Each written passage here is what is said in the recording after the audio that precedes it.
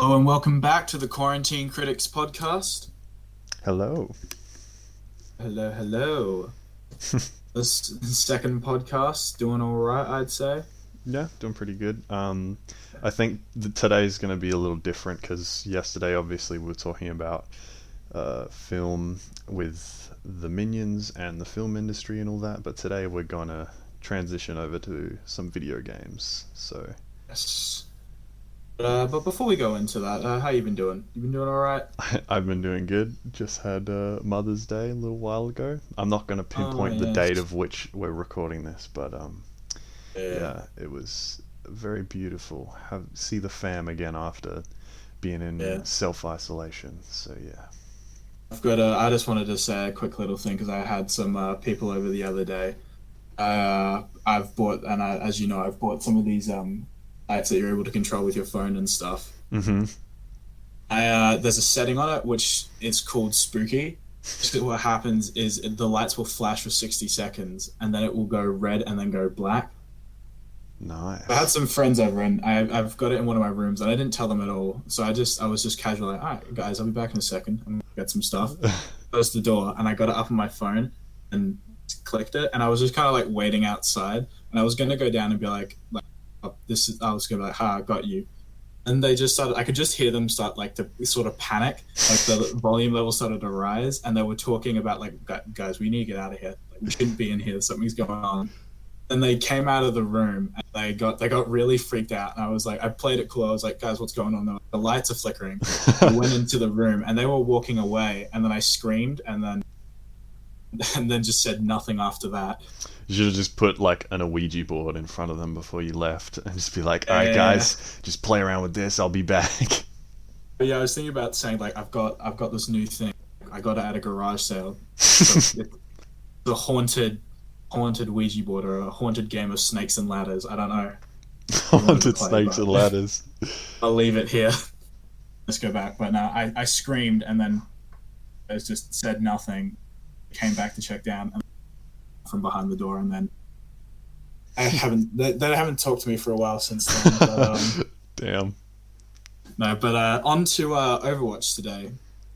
Yes. Both you and I know it's a large popular FPS shooter game. Mm-hmm.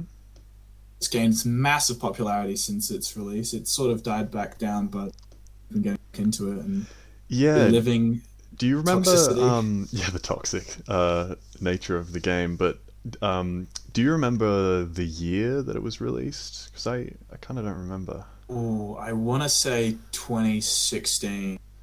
Yeah, I Uh, think it was 2015, 16, something like that. But so yeah, it's been around for a while. Um, and every year they obviously cycle through the different events and stuff where you've got Halloween and Christmas and all that, and they're pretty Blizzard, who develops it, are pretty known for their loot box system. yes, the pay to win system. Yeah, which get really big in the seasonal stuff because obviously they limit you and saying, "Oh, you can only get these skins in this time of year, so you better give us your money now, unless you're gonna have Yeah, to wait another year to get it." I think I'm glad to say I've never actually bought any loot boxes or anything, which I'm pretty happy about. Hmm. Just get on that grind. Yeah, of course. I obviously can't say the same thing. I've spent a couple big bucks on the game, which I'm a little ashamed of, but that was Did, several years ago, so. did you do it on like a normal like sort of loot box they have? Oh, actually, just for those who don't know what a loot box is, it's these boxes that you can earn by playing the game or by buying them. If you open them, you have a chance of getting skins or different sprays and emotes for the different characters in the game. And they're rated from common to rare to epic to legendary. It It's all completely random. it's essentially gambling. Um, Yeah, pretty much. yeah, but I mean, I don't know if the rarity, like, if the rare stuff becomes more common the less you get it, like, say if you open 10 boxes and you don't get anything that good, is there a higher chance you'll get something rare after all those bad rolls? I think there are all these rumors about all this stuff, but I mean, Yeah, you can't really tell unless you dig into the code, but either way, it's you're just spending money on in-app purchases and stuff that isn't even guaranteed. So you could spend $80 on like 100 boxes and get nothing you really Yeah. wanted. That's Um, why I try not to dwell on the idea of like I've gotten like a couple saved up or whatever, and you open them all at once, and you got like going along, you get like nothing each time. Like that sort of gambling thing. Like the next one will have something good, just one more box and yeah, stuff like yeah, that. and they like kind of trick you. They trick your brain with all these psychological methods and all that, with all the Yeah, flashing and noises and happy colors and explosions and fireworks that come out of the boxes when you open them. yeah. It's really just reinforcing the idea in your head, like, oh, what could it be? What could it be? And when you get a good one, it's all Well, flashy and crazy. It's like, it's very reminiscent of casino slot machines and all that yeah, borderline jazz. advertising to children as well. Mm. And I, I, I think there was like they had a bit of a scandal a while ago where people like countries were actually talking over whether or not they should ban games with loot boxes because they were so damaging to young people. So I don't know where and that story went, but that was several years ago, and I found that pretty interesting.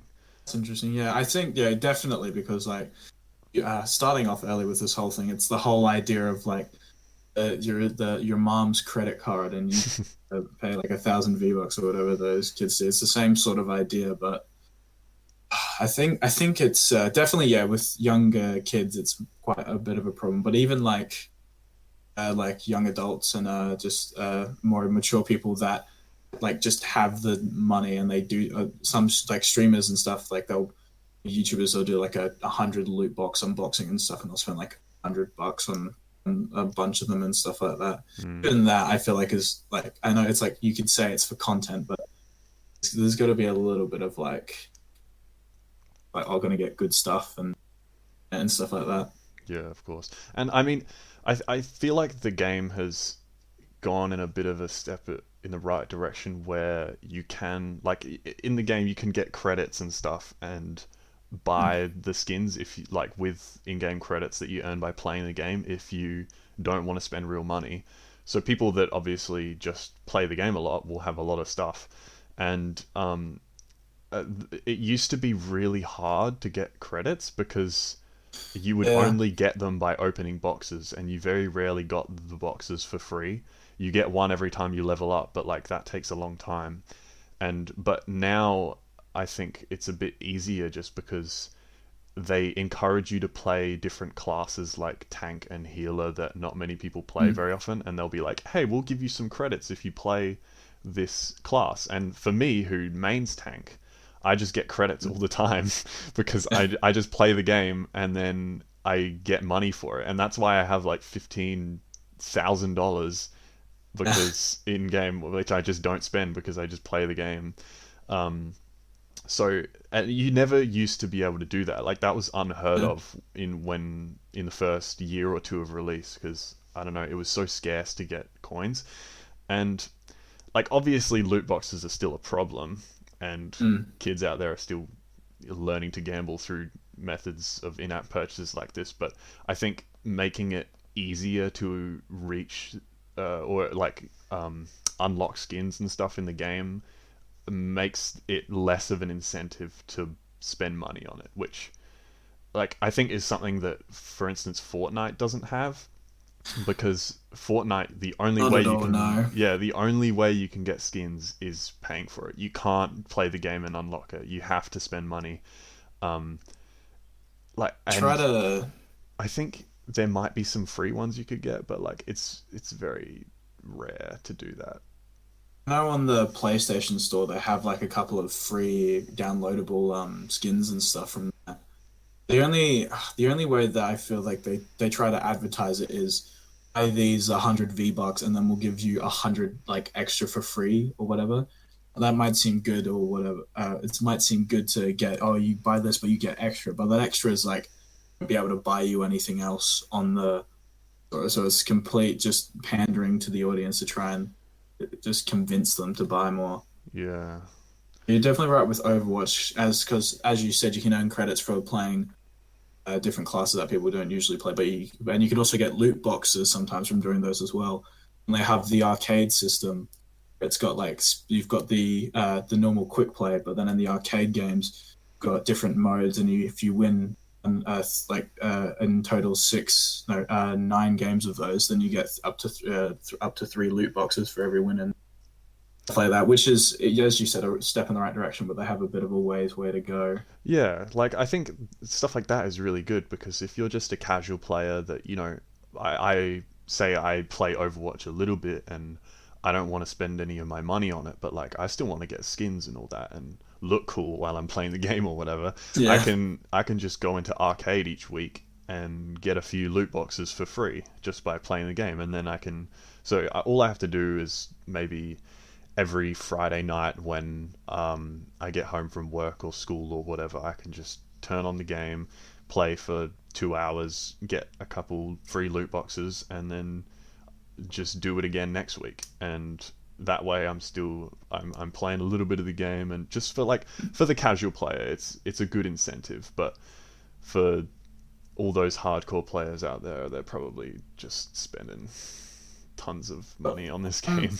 And the thing with the hardcore players that play it so much, every time you level up, you get a loot box. So the more you play, the more you're rewarded in that sort of sense, which is probably the way to reward those hardcore gamers. Yeah. So, our personal experiences, I wanted to quickly talk about that and the community behind it, because we both have had some incidences where there's been some near TV just in that 1 second, like it's a game, but you just get that fit of anger. Of course, yeah. I don't think there has been a game that has made me more angry than Overwatch has. And yet I still continue to play it. Like, I've kind of dropped off a little bit in like the past couple of weeks, but that's just because other games have been on my mind, and other stuff has come up, obviously. Mario Maker, you mean? Yeah, Mario Maker. But yeah, like it's weird because I think it's got something to do with, it definitely has something to do with the team element of the game, because we'll just do like a quick little overview of how it works if anyone listening doesn't really know. So basically, Overwatch is quite unique. It's quite a unique shooter game in that it has not very many players in each lobby, so it's 6 versus 6. Whereas normally in like Call of Duty or any other shooter game, like I don't know, what are some other ones? Battlefield, Battlefront, even Fortnite as well, with the whole battle royale. As well. Yeah, any other battle royale game. It's very different to that sort of style of game, because you've got 6 person each team, so it's not very many, but each player serves an integral role to the team. So you have 2 tanks which take a lot of damage and do I'd say like a medium amount of damage in return. So they take all the hits and sit up front, and they just do a little bit of damage. And then you've got your damage class, which don't have much health but do a crap ton of damage. And have then like special their own sort of own abilities, which can help the team as well. Yeah. Do more damage. And then you've got your support healers, which don't have much health either, and can't do much damage, but they just heal everybody. And you've got different ranges of characters where some tanks are better at damage, but they can't take as much hits, or some that are better at taking damage but have lower mobility. Yeah, or healers that, like, for instance, I think a good example is you can have a healer that can do quite a lot of damage, like Zenyatta or Moira, who to me are like kind of on the verge of being a damage class, because if you're good enough with but they're a bit harder to use though, but if you're good enough with Zenyatta and Moira, you can essentially be another damage class and also just heal a little bit on the side. Whereas if you're playing someone like Mercy or Lucio, it's very difficult to do a lot of damage unless you're really good. Your main role is just to support everyone else. Mercy's main weapon is her healing ability and her damage buff as well. Yeah, but yeah, like you said, they definitely have more damage oriented and healing oriented characters. Like Zenyatta is the only aspect of him that really does healing is a healing orb, which does he can attach to someone, which just heals them like constantly for a certain amount of time. He like like the damage output from his orbs and the charge up ability, as well as a damage buff. What would you call it? A damage buff, Yeah, or damage boost. Yeah. to attach it to an enemy, and they take more damage. A couple headshots on those, and they're out of the game. There's Yeah, that. someone like Tracer who has 150 health, which is the lowest health in the game. He can one-shot someone like that as a healer if you get a headshot on them, which is pretty insane. So yeah, obviously there's varying levels of what would you call it, like abilities and all that with each hero that you pick, but yeah, coming back to why I think it makes us so angry all the time is just because it's so team oriented that if you have even one person on your team that is just not up to the skill level that you are, you will just Yeah, get completely destroyed. And there's something so I don't know how to put it, but infuriating. it's almost humiliating when you lose, because it's almost like you're just not good enough. Like obviously it sounds stupid, but if you play the game long enough, you'll know the feeling. Um, When you but start out, you're most likely going to be the worst on your team, and you don't think it really matters. You're just there to have fun. But as you progress and you build up skill level, eventually you start yelling at your teammates who can't hear you for not healing you, or yelling at the game because there was like a small pixel like perfect chance that you would have been able to in that fight if they hadn't have done the stupid thing or whatever. and that's So, another yeah, so thing is it, like a whole entire match can be completely thrown in the other direction from one small incident. Like if you position yourself like just the in like such a small minute way that could mean, like if you look at it, it could mean nothing to you, like oh this doesn't really matter if I sit on this windowsill instead of that one. But if you get sniped by a Widowmaker sitting there because you don't have a tiny bit of cover, then that means 1 out of 6 of your entire team is dead, and so that's a 6v5 matchup already. And so their team already has an incredible advantage over you because no matter what class you were integral to keeping them alive. Because damage are supposed to rain down damage onto tanks so that they can't push forward enough. Tanks are supposed to engage the fight so they can push forward, and healers are supposed to sustain everyone. So if you take one person out of that scenario, then it's essentially a lost matchup. So you're if one person's taken out, no matter what class, you're either getting team that you've taken it out from are outputting less damage. They'll be taking a lot more damage if they take out the tank. They'll be getting less heals. it's very interesting that, because I haven't played any other game which is similar to the style of that. Because if I'm playing Star Wars Battlefront, say, and I'm Yes. in like I'd say the only thing that comes close is like heroes versus villains that I can think of. But if I'm playing Capital Supremacy, where there's 20 people on either side, if one person dies, that doesn't matter. All you need is one person who is really good at the game with a shotgun just to run around and blow people's heads off, and then you'll win the game Exactly. because of that one try hard. But you can't do that in Overwatch. Everyone needs to work together. Even someone who is like a professional player at the game, if they play with a team that just isn't up to standard, they won't be able to carry. Like they may be able to do some good and maybe win a couple team fights, but it's very unlikely that one person can carry an entire team to victory unless you're maybe uh like I mean it really depends on the skill level of each person, but like yeah, it's very interesting that. I feel this would probably be a stupid scenario to sort of think about. I would wondering if whether or not having a team, you've got 6v6 and on like you've got a team of pro players against a team complete like beginners and one pro player. The team with the beginners and the one pro player would do better as opposed to like like just beginners or so versus one pro. I wonder if it's the whole strength, the whole numbers, which really dictates it, or the skill level. Sort of having a look at how that plays out. Mm.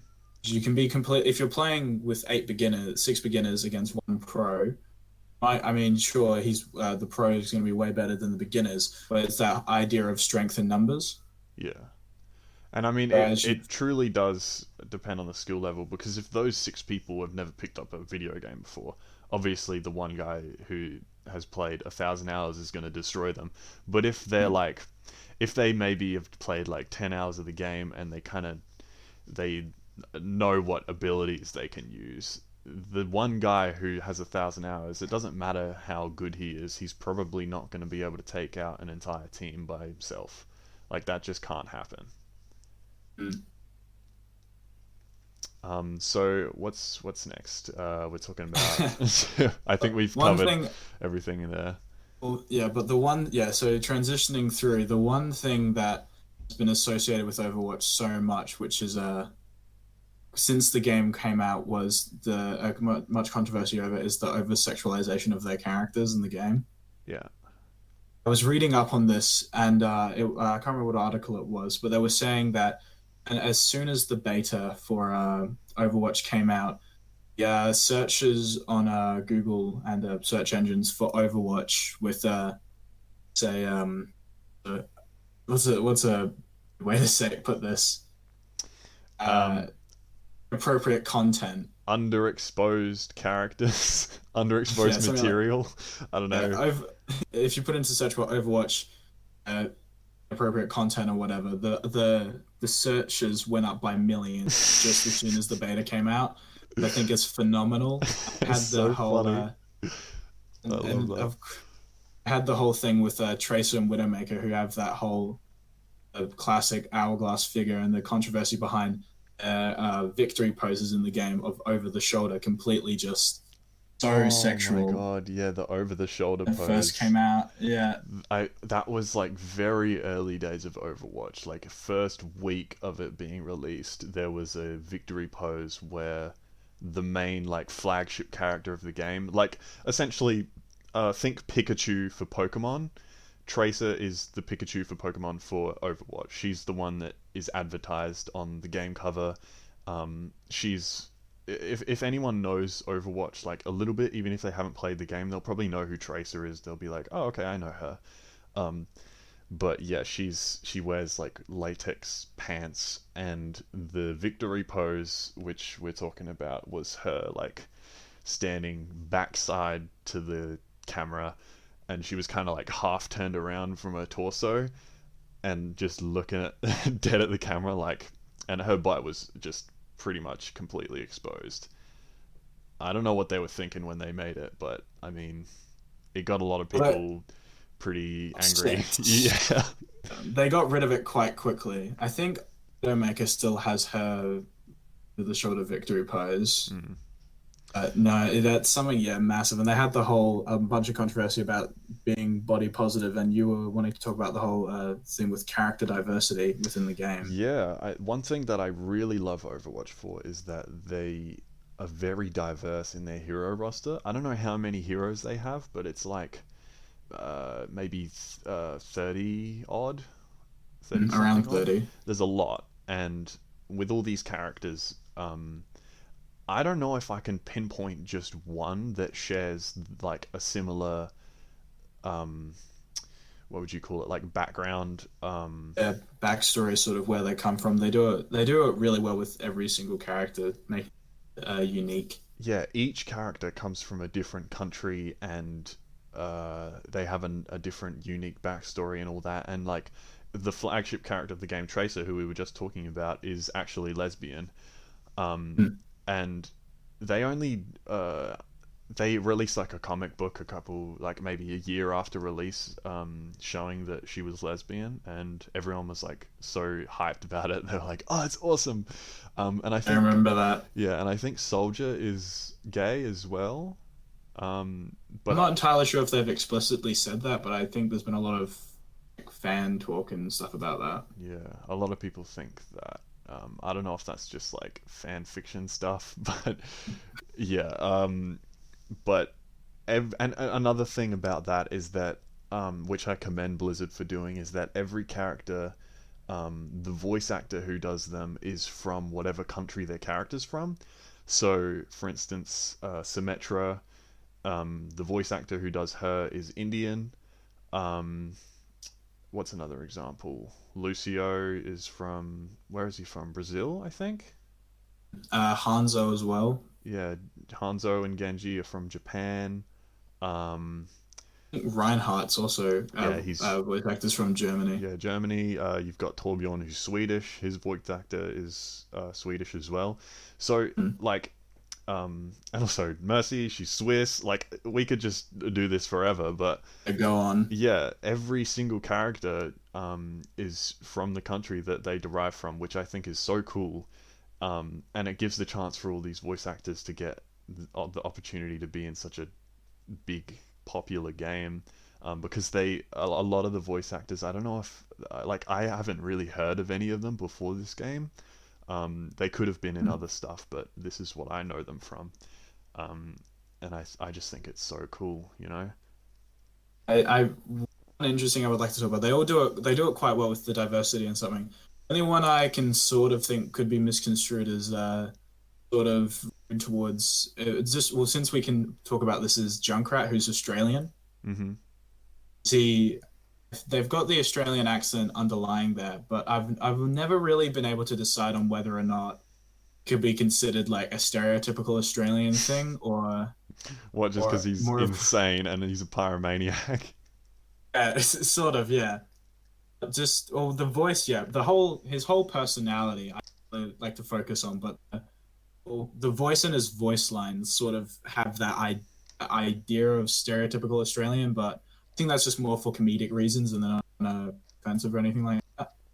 Yeah, I don't really think of any other character that has that sort of. Well, we couldn't really talk about that anyway, but sort of I suppose. character that, yeah, has that sort of stereotypical. They saw specific voice lines from their country. Well, there are a fair few stereotypes in the game. Like Diva, who's Korean, she's from South Korea. She's a gamer streamer girl, and Mm. that's straight up a stereotype of, you know, the esports community that derives from Korea, because it's massive over there. Um, and who else? You could probably say McCree, the cowboy from America. He's pretty. Yeah. He's pretty much a stereotype. Or he's got a lot of the same characteristics from those Western films, such as like Good, the Bad, the Ugly. It's very much inspired from that. Um, Also, I don't know if I want to talk about the Roadhog skin, the Maui skins for him. Oh yeah. That's a little touchy because, I mean, because he's from New Zealand, but I don't know if those skins are exactly like if they derive from New Zealand culture or all that. I think they do, but it seems a little on the verge of being a little bit racist. Yeah, a little bit offensive. Just because like his Uh, skin tone gets a lot darker and there's a lot of com- weird patterns. Like to normal. I just hope that when they designed it, they consulted a lot of people about it, and that it wasn't, you know, I haven't heard it come up as offensive to anyone, which is good. But I mean, I'm not really knowledgeable in New Zealand culture to know, but like I hope it's sensible. Well, if they've already got so much of this diversity, I'm sure they would have extensive research into this and whether or not. I mean, no company wants a lawsuit on their hands or back or a lot of backlash from fans and stuff like that. So I'm certain they do their research and make sure it was appropriate. Yeah, and like judging by their past history with, you know, diversity and culture and all that, and progressiveness of LGBTQ plus community, all that, I think they're pretty sensible enough to know what they're doing. Mm. But yeah, I just thought I'd bring it up because that was the one skin that I've seen from the game that has kind of made me go, ooh. But I don't know about this. yeah, I feel a little weird equipping it. But yeah, I hope it's good. And we're moving on to the well, we've talked about the it's gained huge popularity since it's been released, become such a big esports game now. Mm-hmm. It I will For me at least, I don't watch esports that much, but um, I think Overwatch is one of the few games that I've actually like watched esports for. Um, so games like Rainbow Six Siege come to mind when I think of esports, and most oh recently, yeah, it's like massive. yeah, and most recently like Fortnite. But Overwatch is up there as well as one of the biggest esports games. Like they have teams from all over the world that compete, and only recently, uh, their most recent tournament for esports got cancelled because of COVID. Um, but they have like a lot of teams from China, Korea, America, all over the world. Pretty much anywhere that there is a culture represented in the game, which is pretty much everywhere. There's a team from that country represented in esports, which I think is so cool. And another thing is that Blizzard are very active in promoting their esport in game as well, because they develop, or they allow you to buy skins which show off which team you support for every character, which I think is really cool. So if you watch esports and you're like, hey, I love the Boston, whatever. I don't know any of the names, but I live in Boston and I like this team. I'm gonna buy the Boston skin for my favorite character, and that's like, I don't know, $2. But you can show off your support in game as well. You have something like the Perth Parishes or something like that. Yeah, I don't know if there's actually an Australian team. I think that there might be, but I know there's a lot of teams for America for each like I don't know if it's state or city. Uh, I think it's by I city. th- I have a well. I think there is a Boston team. So I think they might have a combination. I'm assuming it would probably be by state. Maybe. I So think the Boston whatever sounds familiar. yeah, I think it might be city though, because yeah, there's a Boston one, and I think there's a New York one, and there's one for Seoul as well in South Korea. Those are the ones that I remember. The Seoul Dynasty, I think, is one team. That's a bit. But yeah, I think esports is really big for Overwatch. And I don't know if there was a time when it was like the number one esport around. I think does CS:GO have esports as well? Is that big? I'm not entirely sure. They've got a large. They've been quite a large following for a long time, but I'm not entirely sure there is an esports disco tournament. Because yeah, because when I think of esports, I the games that come to mind are CS:GO, League of Legends, Rainbow Six, uh, Fortnite, and Overwatch. Hmm. Um, and I think CS:GO and League have been around for a long time. Siege came out similar time to Overwatch, and Fortnite is the newest one in that whole category of esports. But and I think Fortnite's obviously grown over, like superseded Overwatch, obviously because It's grown like a virus. yeah, because everybody knows what Fortnite is. It's Yeah. like it was everywhere not too long ago.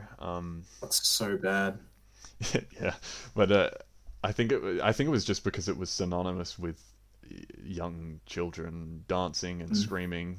But um, yeah, I obviously we prefer Overwatch because it's more structured and team based. Uh, Even though it makes us so frustrated with ourselves and everything about it, it's still 10 times better than playing Fortnite again. yeah, I mean, I remember a time when I was playing Overwatch, and this was a couple years back, and I was playing it like very frequently, probably uh, I don't know if I'd say every day, but almost every day I'd be playing a lot. And it got to the point where like I was playing competitive play um, and ranked, and I would just get so angry. And it got to a point where I was like, okay, I gotta stop this. And I just took a hiatus and stopped playing the game for like a year. And I noticed after getting or after just taking a break for the game, I was like a lot less angry in just day to day life. Um, but I since then I've like become better at managing that anger, obviously. But like I don't get angry To you, playing man. Good for Overwatch. you. Thanks, man. I didn't take therapy, but I I am a lot better at managing my anger. Maybe just because I don't play the game as much, but I think it's just because I'm aware of it now. I'm just like, I think I'm just more chill. Like I remember some friends who I used to play it with were like, "Damn, you gotta calm down, man," and they would tell me that, and I was like, what are you on about?" And then I kind of look back on recordings of me playing the game, and I'm like, oh, geez, they weren't wrong. Dude. I think lastly, something